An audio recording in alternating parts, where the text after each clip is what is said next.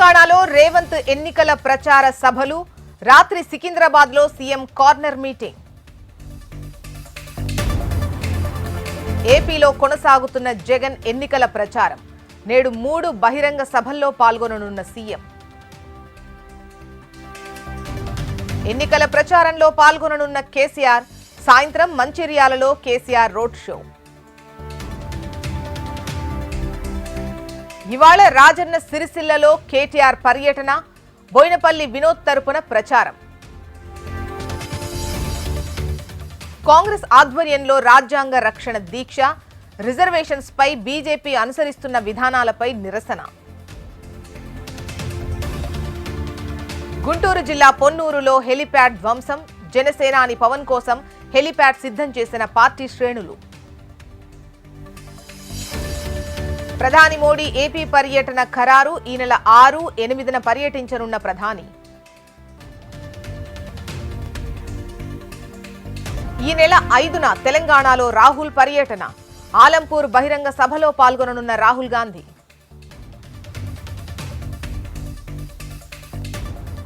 MLC ఎన్నిక చెల్లదన్న TS high court. సుప్రీంలో సవాల్ చేస్తానన్న దండె విఠల్. చిత్తూరు జిల్లా నగరిలో వైసీపీకి బిగ్ షాక్. 5 మండలాల వైసీపీ ఇన్ఛార్జీల రాజీనామా. పిఠాపురంలో భారీగా బంగారం పట్టివేత. 17 కోట్ల రూపాయల విలువైన గోల్డ్ సీజ్. తెలుగు రాష్ట్రాల్లో మండుతున్న ఎండలు. ఏపీ, తెలంగాణలో 47 డిగ్రీల ఉష్ణోగ్రతలు. తిరుమలలో కొనసాగుతున్న భక్తుల రద్దీ. శ్రీవారి సర్వదర్శనానికి 12 గంటల సమయం. ఈ నెల 14న మోదీ నామినేషన్. 13న వారణాసిలో ప్రధాని రోడ్ షో. తెలంగాణ నుంచే Amit Shah fake video post. నివేదిక ఇచ్చిన ఎక్స్. ప్రజ్వల్ పెన్ డ్రైవ్ లో 3000 మంది మహిళల అశ్లీల వీడియోలు.